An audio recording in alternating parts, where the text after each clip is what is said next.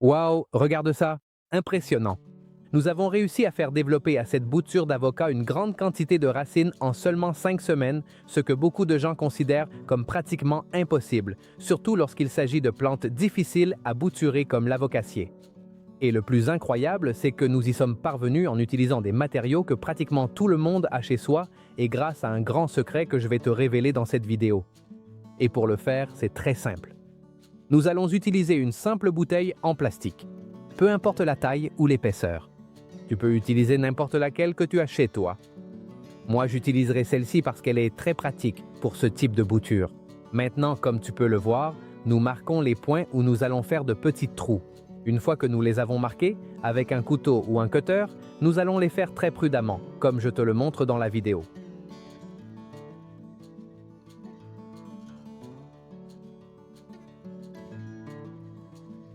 Bien, maintenant que nous avons fait les trous, l'étape suivante consiste à couper la bouteille en deux. Ne jette pas la partie que nous allons retirer, car plus tard nous l'utiliserons pour créer un petit effet de serre qui nous aidera à maintenir l'humidité et à favoriser l'enracinement de la bouture. Une fois que nous l'avons séparé, nous allons prendre un peu de coton. Cela sert uniquement à éviter que la perlite ne s'échappe par les trous que nous venons de faire. Il suffit donc de placer le coton en couvrant complètement les orifices et cette partie sera terminée. Il est maintenant temps d'ajouter la perlite.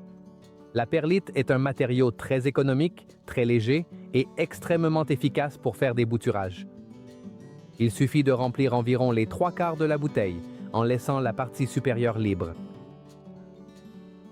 Et si tu n'as pas de perlite, tu peux aussi utiliser du sable de rivière lavé. En fait, cela fonctionne assez bien. Cependant, personnellement, la perlite m'a donné de meilleurs résultats et c'est pourquoi je vais l'utiliser dans cette méthode. Une fois notre propagateur prêt, nous allons avoir besoin d'un récipient capable de retenir l'eau. Dans ce cas, j'utilise une assiette creuse, mais tu peux utiliser n'importe quel autre récipient que tu as chez toi. Et maintenant, c'est le moment d'aller chercher la bouture. Dans ce cas, je vais utiliser une bouture d'avocassier. Et ce défi est né grâce à une personne qui, il y a quelques mois, m'a demandé si ce système fonctionnerait aussi avec des plantes difficiles à bouturer. Et je peux déjà te dire que oui, le taux de réussite m'a vraiment surpris. Nous allons sélectionner une bouture d'environ 10 cm, soit à peu près 4 pouces. L'important, c'est que la bouture soit juste au-dessus des trous que nous avons réalisés. Si nous devons lui donner une petite retouche et la couper un peu plus pour qu'elle s'adapte parfaitement, il suffit de le faire. Maintenant, nous allons prendre un petit morceau d'aloe vera et frotter toute la partie inférieure de la coupe. Ensuite, nous allons enrober la zone avec un peu de cannelle en poudre. La cannelle est un remède naturel très utilisé pour éviter l'apparition de champignons. Une fois cela fait, nous introduisons la bouture dans la perlite jusqu'à ce qu'elle soit dans sa position définitive.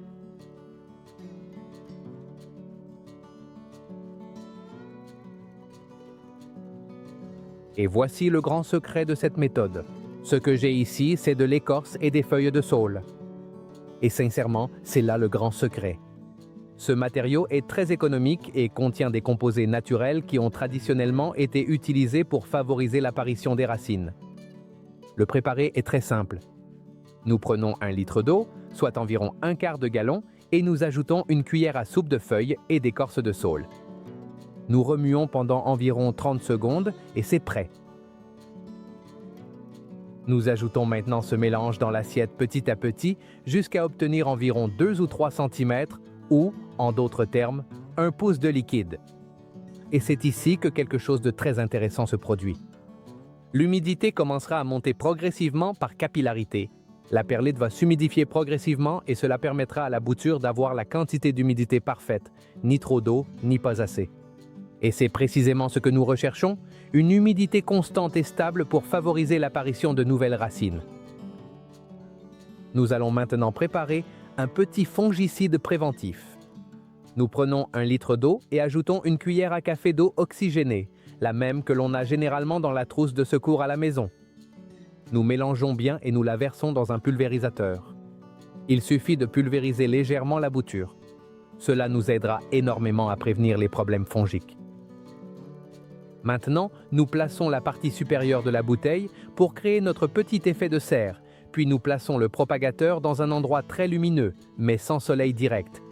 C'est très important, car si nous le mettons en plein soleil, la bouture pourrait se déshydrater et tout notre travail serait perdu. Un autre petit truc que je veux partager avec toi, c'est que personnellement, j'ai obtenu de très bons résultats en réalisant ce type de bouturage lors de la lune descendante. Pourquoi? Eh bien, selon l'agriculture traditionnelle et l'expérience de nombreux agriculteurs, pendant cette phase, la sève a tendance à se concentrer davantage dans la partie inférieure de la plante, c'est-à-dire dans les racines et à la base des tiges.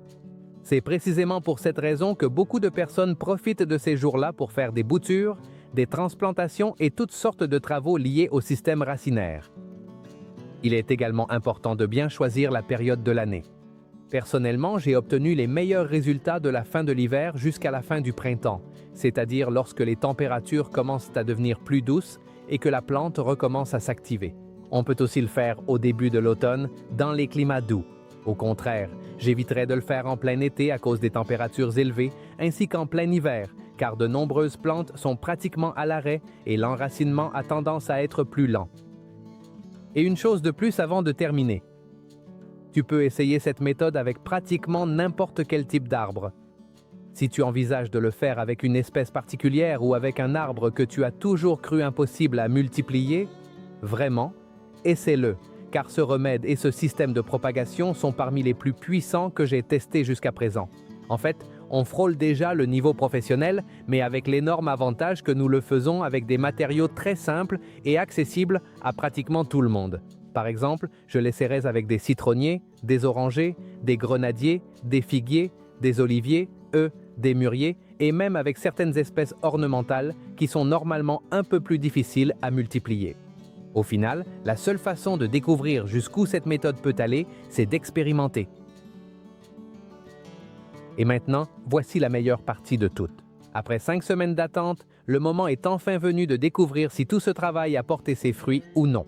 Et sincèrement, la nervosité était énorme, parce qu'une chose est de faire l'expérience et une toute autre est de voir ce qui s'est passé à l'intérieur. Alors, allons le découvrir. Et regarde ça. Impressionnant. Dès que je m'approche, la première chose que je vois, ce sont de nouvelles pousses qui sortent de la bouture. C'était déjà un signe incroyable. Mais attends, parce que ce n'est pas fini. Regarde cette merveille. Regarde la quantité de racines que nous avons réussi à générer. Des racines blanches, saines, épaisses et parfaitement développées. Et c'est précisément à ce moment-là que tous les efforts, toute la patience et toute l'attente en valent la peine. Maintenant, tout simplement, ce que nous devrions faire serait de placer la bouture dans un petit pot pour qu'elle continue à développer son système racinaire jusqu'à ce qu'elle ait un système de racines plus fort et définitif. Ensuite, nous pourrons la transférer soit dans un pot plus grand, soit directement dans la zone de terre où nous voulons la planter. Il suffirait simplement de l'arroser un peu, d'essayer de le placer dans un endroit qui ne soit pas trop chaud et, sans plus, nous aurions parfaitement notre nouvel arbre fruitier, totalement gratuit et totalement fonctionnel. Et voilà, c'est la fin de la vidéo d'aujourd'hui. Si cette méthode t'a plu, je t'invite vivement à laisser un bon j'aime et à partager cette vidéo avec quelqu'un qui aime les plantes et les arbres fruitiers autant que toi. Et si tu n'es pas encore abonné à la chaîne, je t'invite à t'abonner car chaque semaine, nous continuons à faire de nouvelles expériences, de nouvelles propagations et à partager des techniques qui fonctionnent vraiment. On se retrouve dans la prochaine vidéo. Une grosse accolade et à la prochaine.